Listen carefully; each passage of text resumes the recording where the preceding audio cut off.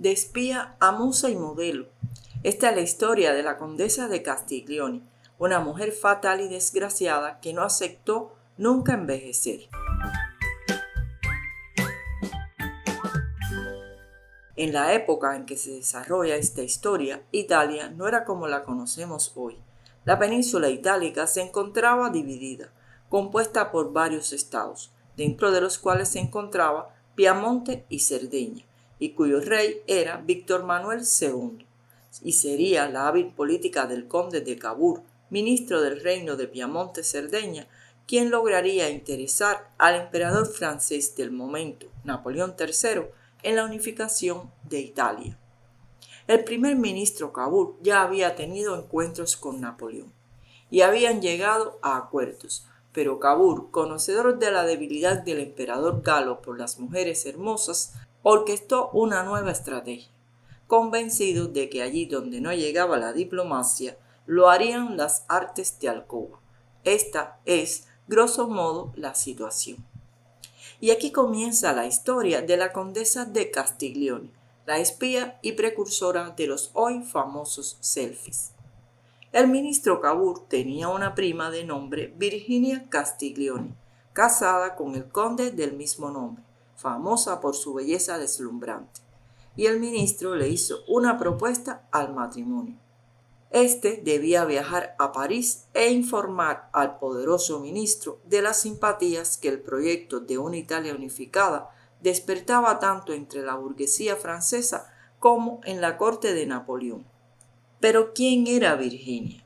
Virginia Oldoini había nacido el 22 de marzo de 1837 en Florencia y su nombre completo era Virginia Elisabetta Luisa Carlota Antonieta Teresa María Oldoini, hija de los marqueses Filippo Oldoini e Isabella Lamporecci, miembros de la nobleza de Toscana.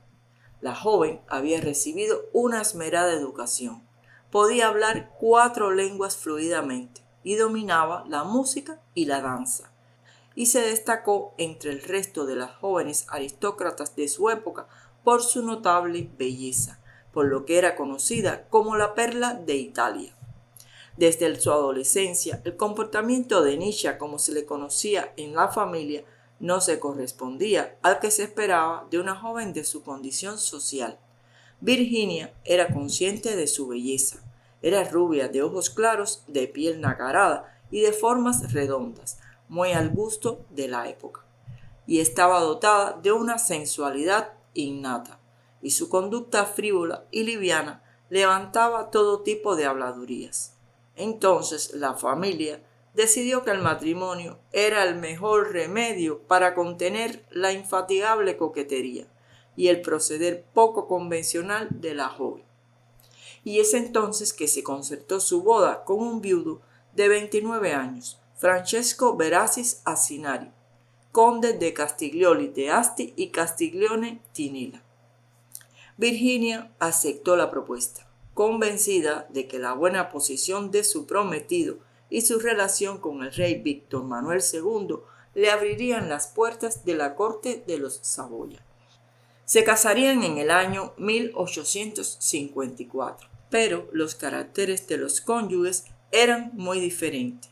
El conde era una persona fría, de carácter reservado, todo lo contrario de Virginia, que era alegre, amante de las fiestas y los viajes, por lo que la relación fue desde el inicio un poco difícil. Fruto de dicho matrimonio nació un hijo de nombre Giorgio. El carácter de Virginia y sus actos demostraron que no había nacido para ser una esposa resignada. La falta de empatía de su marido no impidió que la joven siguiera acudiendo sin su compañía a fiestas y bailes.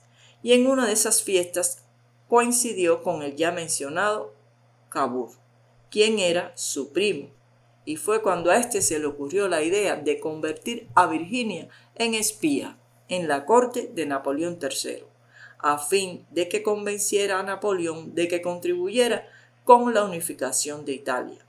Para este fin, Virginia viaja a París acompañada de su esposo, que estaba al tanto del plan, y su hijo Giorgio. Como era de esperar, enseguida los condes de Castiglioni fueron llevados a la corte francesa y presentados a Napoleón III y a su esposa Eugenia de Montijo, en el transcurso de un baile imperial. Fue así como la condesa comenzó sus aventuras en el escenario internacional el día de la Navidad del año 1855. El modo de actuar de Virginia era original, convirtiendo en leyenda sus entradas a los bailes y fiestas. Su proceder consistía en llegar tarde y hacer que su marido la acompañara hasta una esquina del salón, desde el cual podía apreciar las sensaciones que producía su presencia entre los asistentes, y solo mostraba emoción en su rostro cuando el emperador o la emperatriz la saludaban, y nunca pasaba desapercibida, pues utilizaba su forma de vestir para llamar la atención. Y uno de sus trajes más famosos fue el llamado una reina de corazones, donde portaba un medallón en forma de corazón que colgaba en una sugestiva zona de su anatomía. Todo el mundo en París hablaba de la gran belleza de la condesa de Castiglioni, y fue famosa una anécdota con el marqués Galifet, un noble parisino, que era un don Juan, y éste nunca había visto a Virginia. Decía que lo que se contaba de la belleza de la condesa era una exageración. A Virginia la pusieron al tanto de estos comentarios y se dispuso a darle una lección al marqués. Lo invitó a visitarla en su mansión y éste aceptó. Al llegar a la mansión fue conducido hasta la habitación donde le esperaba Virginia. Y cuál no sería su asombro cuando la encontró totalmente desnuda, tumbada sobre una chaiselón de raso negro. El marqués quedó mudo ante la belleza de Virginia y a partir de entonces se convirtió en su más ferviente admirador, lo que hoy llamaríamos su fan. Como era de esperar, Virginia comenzó una relación con Napoleón III. Esta relación se hizo famosa en la corte parisina. Los escándalos no cesaban y no solo no ocultaba su relación con Napoleón III, sino que alardeaba de llevar una vida extremadamente lujosa y ajena a cualquier convencionalismo, mientras que no se recataba de mostrar en público su total indiferencia hacia su esposo. Y ante esta situación, desengañado y convencido de que su misión en París había concluido, el conde de Castiglioni regresó a Italia, llevándose con él a su hijo.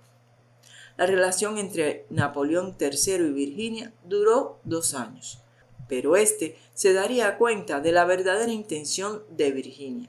Esto significó el fin de la relación, y Napoleón la expulsó de Francia. Ante la gran repercusión que tuvo esto, su marido pidió la separación matrimonial. Entonces Virginia regresa a Italia y se refugia en su casa y da inicio a su vida como mujer fatal y coleccionista de amantes, pero amantes de lo más granado de la nobleza y de la intelectualidad de la época. Cuentan que entre ellos se encontraba el famoso banquero Rothschild. A mitad del siglo XIX, la fotografía se había puesto de moda en las principales ciudades del mundo y se convierte en la nueva pasión de Virginia. Estaba obsesionada con su imagen y en cómo conservar su belleza, y vio en la fotografía un recurso para retratar su belleza y dejar testimonio de ella para el futuro. Regresaría a París en el año 1861, cuando dejó de ser un problema para el Estado francés.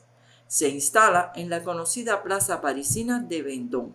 Allí recibía a sus amantes, entre los que se encontraban reyes, príncipes, banqueros, escritores y diplomáticos. Durante su estancia en la corte parisina, Virginia había conocido al famoso fotógrafo Pierre-Louis Pierson, el fotógrafo oficial de la corte de Napoleón III y de la aristocracia parisina, y la condesa acudía todas las semanas al estudio Meyer & Pierson para servirle de modelo, y decide interpretar a personajes teatrales e históricos. Y una vez hechas las fotos, colorea algunas de ellas para incrementar su belleza, y desde su casa en la Plaza Vendôme de París utiliza estas fotografías para enviar mensajes a sus amantes, incluso a su ex marido, al que dedica la foto La venganza, en la que sostiene un puñal de forma amenazante. Lo que diferencia los retratos de Virginia con los que se hacían en la época no era solo su extraordinaria belleza o sus magníficos vestidos, sino el hecho de que era ella misma y no el fotógrafo la que decidía el vestuario, la decoración, la postura o el ángulo de la fotografía. Se fotografiaba en todas las poses imaginadas y vestida, con trajes elegantes o disfraces, también desnuda. Posó para Pearson como reina de corazones, como marquesa, como carmelita, china fineza, desde sus mejores años hasta rebasados los 60. Y cuando ya era vieja y fea y estaba enferma, se hizo retratar en el lecho donde iba a morir. Sus fotografías rompen cualquier tipo de convencionalismo respecto a los retratos de su época y mostraban mucho más de lo que estaba permitido en una mujer. Son especialmente llamativos una serie de retratos donde aparece recogiendo su falda para mostrar sus piernas y sus pies, lo que en aquella época era algo impensable. Significaba romper con un tabú sexual, y Virginia lo hacía como nadie. Estos retratos eran una muestra de su carácter excéntrico y su personalidad narcisista. Actualmente, muchas de estas fotografías se encuentran en la colección del Museo Metropolitano de Nueva York, consideradas obras de arte. Pero estas fotos son también consideradas el antecedente de la fotografía de las revistas de moda. Pero siempre hay un pero. La fotografía terminó convirtiéndose en un arma letal, que le recordaba lo que había sido y ya no era. Virginia no pudo soportar envejecer. Comenzó por desterrar los espejos de sus salones.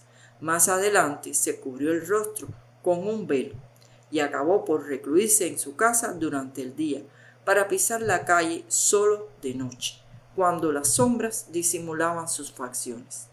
La gente comenzaría a llamarla la loca de la Plaza de Vendôme, y como era de suponer, sus antiguos amantes la abandonaron.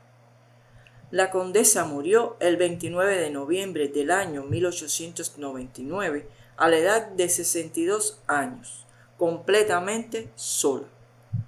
Sería enterrada por orden del rey Humberto I de Italia en el cementerio monumental Père Lachaise de París. Antes de morir había dejado escrito que deseaba ser enterrada sin cruz, sin sacerdotes, sin iglesias, sin oficios fúnebres ni flores, sin velatorios, sin pompas ni cortejos, y sin esquelas en los periódicos. Nada más conocerse la noticia de su muerte, los servicios secretos franceses registraron el que había sido su domicilio y destruyeron, junto con otros documentos, la correspondencia que conservaba Virginia, testigo de su relación con diversos miembros de la realeza, la alta política europea, banqueros y altas jerarquías de la Iglesia. Se comentaba incluso que entre ellos habría un papa. Así se perdieron testimonios impagables de lo que fue no solo la vida de una mujer excéntrica y única, sino de los años más turbulentos del Segundo Imperio francés.